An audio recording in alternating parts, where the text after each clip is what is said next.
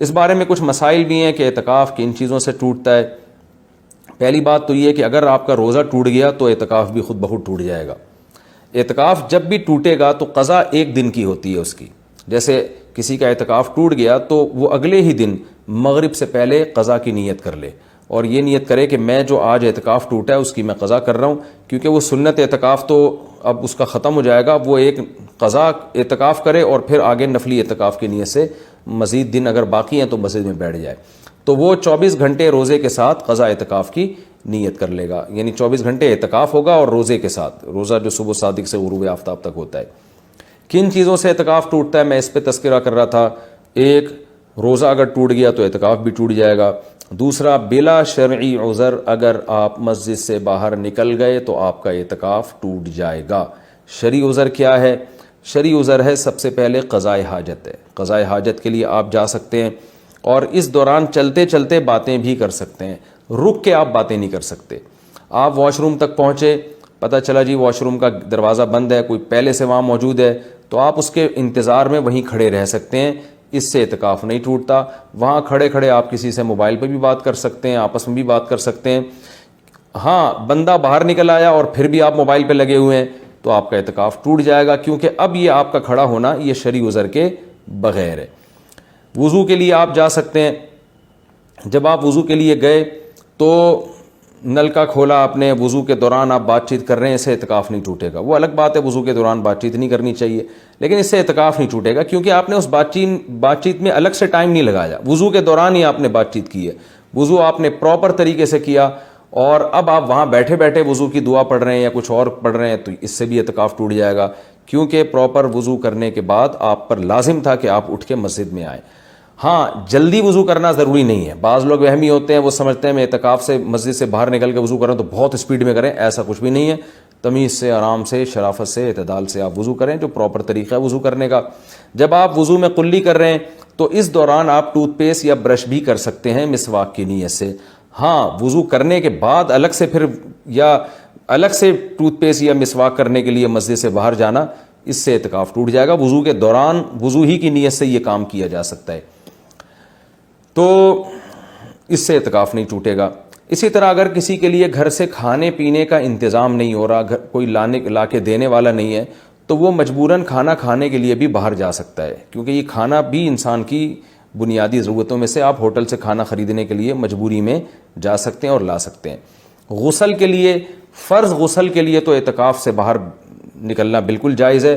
سنت غسل کے لیے جو راجح قول ہے, جو دلیل کے لحاظ سے قوی ہے, اس کے مطابق سنت غسل کے لیے آپ اعتکاف کے لیے مسجد سے باہر نہیں جا سکتے, چاہے وہ جمعے کا دن ہو یا کوئی بھی دن ہو. راجح قول بہرحال جمہور کا قول یہی ہے, اگرچہ کچھ علماء دوسرے قول کے بھی قائل ہیں, لیکن جو راجح قول ہے, جو جمہور کا قول ہے, جس پہ فتویٰ اب تک دیا جاتا رہا ہے, وہ یہی ہے کہ آپ غسل نہیں کر سکتے. ہاں, یہ ضرور ہے کہ اگر آپ واش روم میں گئے اور وہاں کوئی غسل کا بھی انتظام ہے, جیسے اٹیچ باتھ روم ہوتے ہیں, تو جتنی دیر میں وضو کرنے میں ٹائم لگتا ہے اتنی دیر میں آپ اگر غسل کر لیتے ہیں تو آپ کا اعتکاف نہیں ٹوٹے گا. اور ظاہر ہے یہ جب ہی ہوگا جب بغیر صابن کے آپ غسل کریں, جلدی جلدی کپڑے اتار کے بس پانی بہائیں, جتنی دیر میں وضو کرتے ہیں اتنی دیر میں, تو وضو ہی کی نیت سے آپ غسل بھی کر لیں تو پھر اعتکاف نہیں ٹوٹے گا. لیکن اگر آپ نے ٹائم لگا لیا تو ٹوٹ جائے گا. گرمیوں میں بہت بڑی پرابلم ہو جاتی ہے, پسینے کی بدبو لوگوں میں آ رہی ہوتی ہے, تو ایسے موقع پر اگر کوئی مسجد میں ایسا انتظام کر لیا جائے کہ مسجد ہی میں کوئی ایسا ٹب ہو جہاں بیٹھ کے کوئی نہا لے اور مسجد گندی نہ ہو, تو اس کی بھی گنجائش ہے. یا صرف سر دھو لے, اور سر تو دھویا جا سکتا ہے, آپ مسجد سے سر تھوڑا سا باہر کریں اور پھر کوئی شخص پانی ڈال کے یا خود ہی آپ پانی ڈال کے اپنے سر کو دھو لیں صابن سے, تو یہ بھی جائز ہے. پاؤں آپ کے مسجد کے اندر رہنے چاہیے.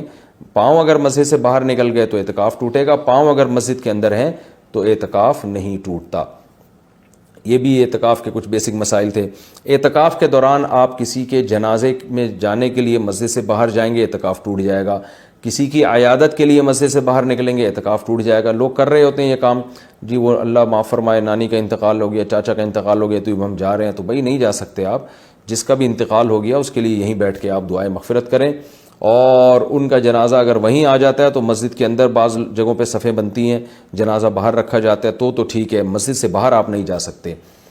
اسی طرح ایک اور بھی گنجائش ہے کہ اگر کسی کو اعتکاف کے دوران پہلے سے پتہ ہے کہ مجھے کسی ضروری کام سے جانا پڑے گا, تو وہ مستثنا بھی کر سکتا ہے. یعنی اعتکاف میں بیٹھنے سے پہلے وہ یہ نیت کر لے کہ فلاں دن اتنے ٹائم تک کا جو وقت ہے میں اعتکاف سے خارج کر رہا ہوں, تو وہ فلاں دن جب آئے گا تو وہ مخصوص ٹائم اس کا اعتکاف میں داخل ہی نہیں ہوگا, تو اس دوران وہ مسجد سے باہر جا سکے گا, اس کا اعتکاف نہیں ٹوٹے گا. یا وہ یہ کہہ لے کہ جیسے کسی نے پیپر دینا ہے تو وہ یہ نیت کر رہے کہ بھائی میں اعتکاف میں تو بیٹھ رہا ہوں لیکن میرا ایم اے اسلامیات کا یا میرا اکنامکس کا پیپر ہے, تو میں جب پیپر کا ٹائم ہوگا تو میں جاؤں گا پیپر دینے کے لیے اور پیپر دے کے فوراً واپس آ جاؤں گا. تو پہلے سے جو نیت کر لے گا تو اس میں وہ ٹائم اعتکاف میں داخل ہی نہیں ہوگا اور اس عمل کی وجہ سے اس کا اعتکاف ٹوٹے گا نہیں.